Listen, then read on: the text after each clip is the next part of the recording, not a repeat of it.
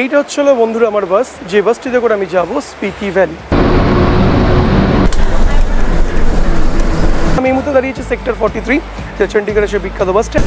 পাহাড়ের বুকে চলছে তোমাদের বন্ধু আমি তোমাদের সাথে করে নিয়ে। এখান থেকে একেবারে স্পিতি ভ্যালি পর্যন্ত ডিস্টেন্স হচ্ছিল প্রায় 500 কিলোমিটার।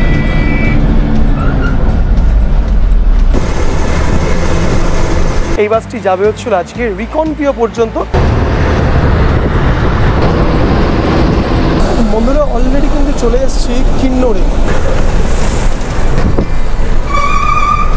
রিকনপিও বাস স্ট্যান্ডে ফাইনালি কিন্তু চলে এলাম।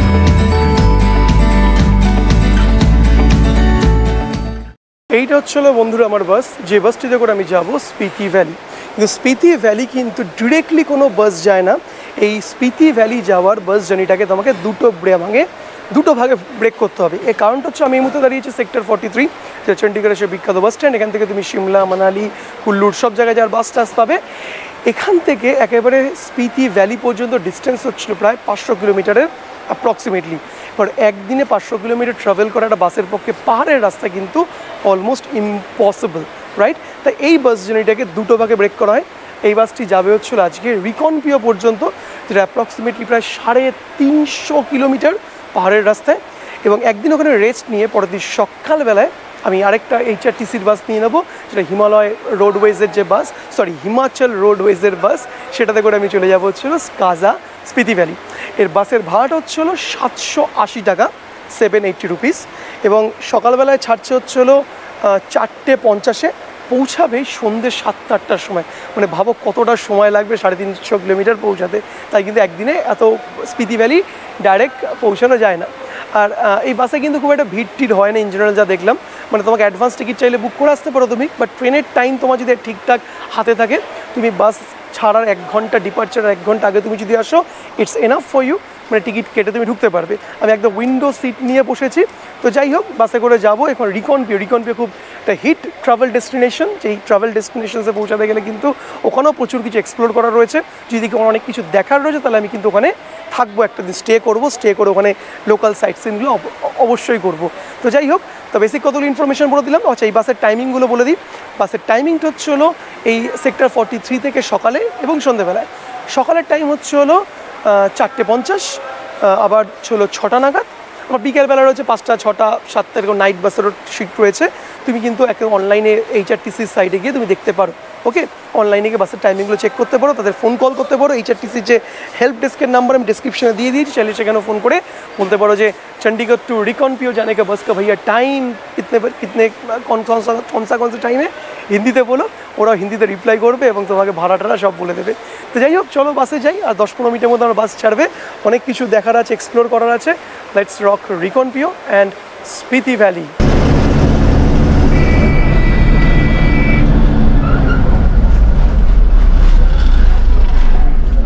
माय गुडनेस, आपने देखा कैसे एक्सीडेंट होते बचा।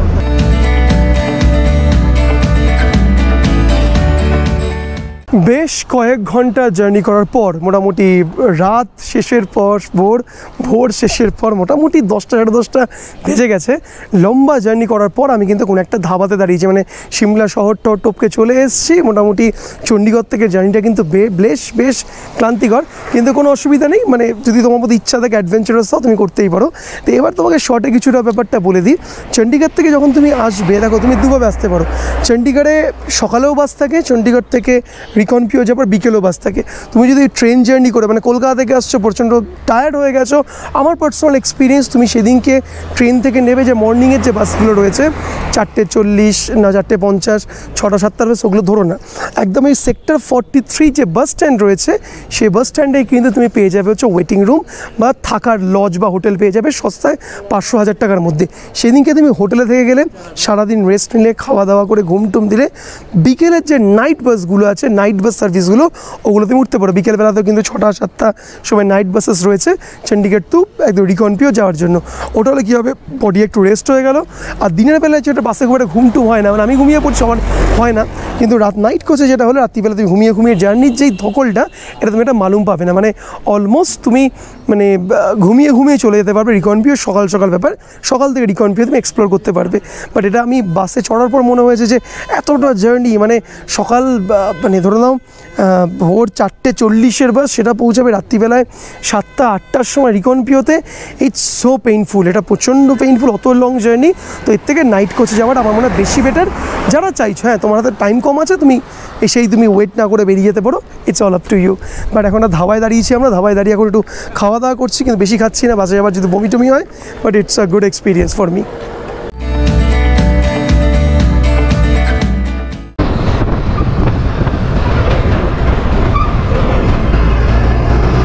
ব্রেক নেওয়ার পরে 1 ঘন্টা জার্নি হওয়ার পরে ছোট্ট একটা যে ঘটনা ঘটেছে, সেটা হলো আমাদের বাসের টায়ার পাঞ্চার হয়ে গেছে।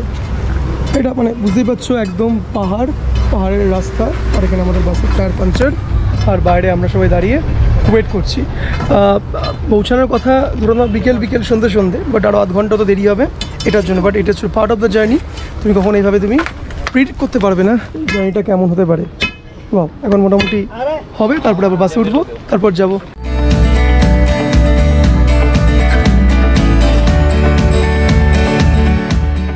তো এখন মোটামুটি দুপুর 1:30 বেজে গেছে, এখন হচ্ছে লাঞ্চ টাইম।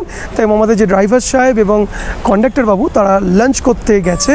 আমাদের মোটামুটি এখানে একটু বাইরে আমাদের দাঁড় করিয়ে রেখে দিয়েছে, দাঁড় করিয়ে আমি বাইরে এসে দাঁড়িয়ে আছি, একটু ঘুরে একটা ছোট্ট অচেনা একটা শহরের আমি দাঁড়িয়ে আছি, এক্সপ্লোর করছি। জায়গাটার নামটাম যাই না, বাট এখানে জাস্ট একটা হোর্ডিং দেখে বুঝলাম, এখানে লেখা আছে সিমলা 153 কিলোমিটার এখান থেকে, আম্বালা 298, মানে 300 কিলোমিটার অ্যাপ্রক্সিমেটলি। পুরো পাহাড়ের মাঝখানে এই জায়গাটি দেখো, বিউটিফুল মানে পার্বত্য জায়গা।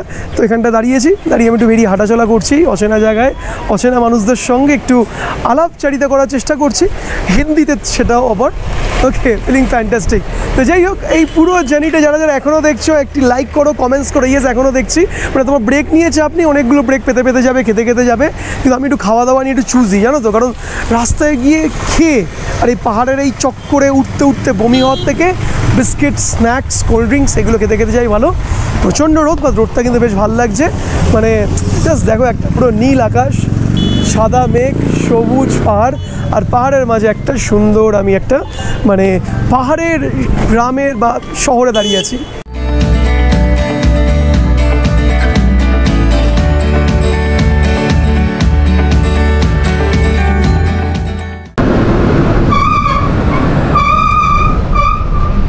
বন্ধুরা, অলরেডি কিন্তু চলে এসেছি কিন্নরে, আর সেই বিখ্যাত কিন্নরের রাস্তা, যেখানে মোটামুটি পাহাড়ের পাশ দিয়ে মানুষ যায় না, পাহাড় ঠিক ছাদের মতন উপরে থাকে, একদম এইভাবে ছাদের মতন পাহাড় করা, তার তলা দিয়ে কিন্তু গাড়িগুলো একের পর এক যাচ্ছে।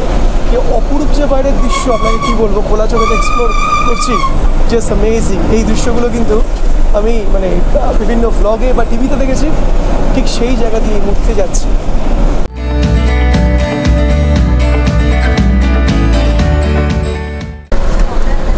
ইতিমধ্যে কিন্তু বন্ধুরা কিন্নরে প্রবেশ করে গেছি। জাস্ট ল্যান্ডস্কেপটা দেখো, কি অ্যামেজিং, যেমনি সুন্দর রাস্তা তেমনি তার পরিবেশ, মানে আরে অদ্ভুত লাগছে। নিচে চলে যাচ্ছে, বয়ে চলেছে নদীর জলটা একটু ঘোলা, কারণ বৃষ্টি হয়েছে বোধহয় 1-2 দিন আগে, সেই জন্য একটু পাহাড়ের গলা কিছু মাটি নদীর মধ্যে চলে আসছে। তার কিছুক্ষণের মধ্যে পৌঁছে যাবো আমরা কিন্তু মানে রিকনপিও, কিন্তু তার আগের যে অ্যামেজিং দৃশ্য সেটাকে উপভোগ করতে চলছি।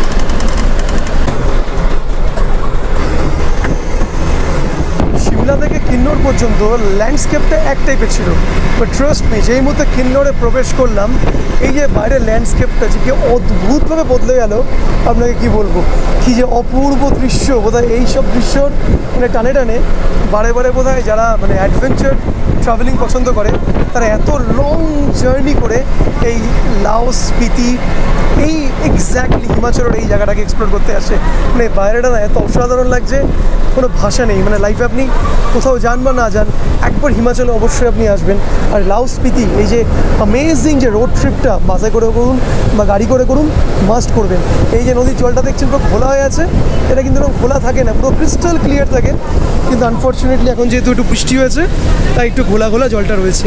জলের স্রোতটা দেখেছো, এটা কলকল জলের আওয়াজ হচ্ছে।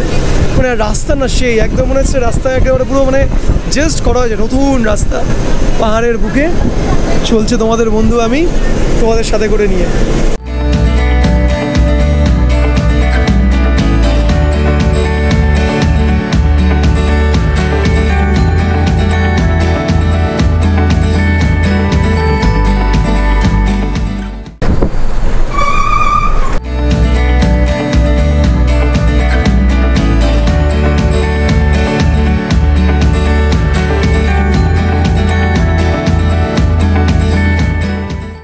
রিকনপিও বাস স্ট্যান্ডে ফাইনালি কিন্তু চলে এলাম, আর বাস আমাকে ছেড়ে কিন্তু পেরিয়ে চলে যাচ্ছে। তো এই ছিল এন্টায়ার জার্নি, যেটা কিন্তু চণ্ডীগড় টু রিকনপিও অবধি ছিল। তাহলে আমার টোটাল কটা খরচা লাগলো, মোটামুটি বাস ভাড়া যেটা বলেছিলাম 760 টাকা করে, না 740 করে দেখে নিও, আমার খেয়াল নেই। আর ট্রেন ভাড়া তুমি 700 টাকা, তুমি যদি কলকাতা থেকে আসো 700-750 টাকার মধ্যে নন এসি। আর এসি বাস তুমি পেয়ে যাবে হচ্ছে হলো যেটা বললাম 1700-1800 টাকার মধ্যে। তাই বন্ধুরা, স্পিতি ভিলা আসার প্রথম ধাপ হচ্ছে রিকনপিও। ডিরেক্টলি যাওয়া যায় না, প্রথমে বলেছিলাম। রিকনপিও তুমি চলে আসতে পারো মাত্র 1700 টাকার মধ্যে দিয়ে, যদি নন এসি গাড়ি করে তুমি ট্রাভেল করো। তো যাই হোক, সমস্ত ইনফরমেশন দিয়ে হেল্প করার চেষ্টা করলাম। এখন রিকনপিওতে হোটেল খোঁজার পালা, হোটেলে থাকবো।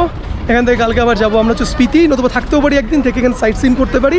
যাই হোক, লাও স্পিতিও ঘোরা হবে, সব কিছু হবে। ভিডিওটি যদি ইনফরমেটিভ লাগে, যদি তোমার ট্রাভেলে হেল্প হয়, অবশ্যই ভিডিওটা লাইক করো, শেয়ার, কমেন্টস করো। দেখা হবে পরে ইন্টারেস্টিং টপিকে। Good bye and see you once again.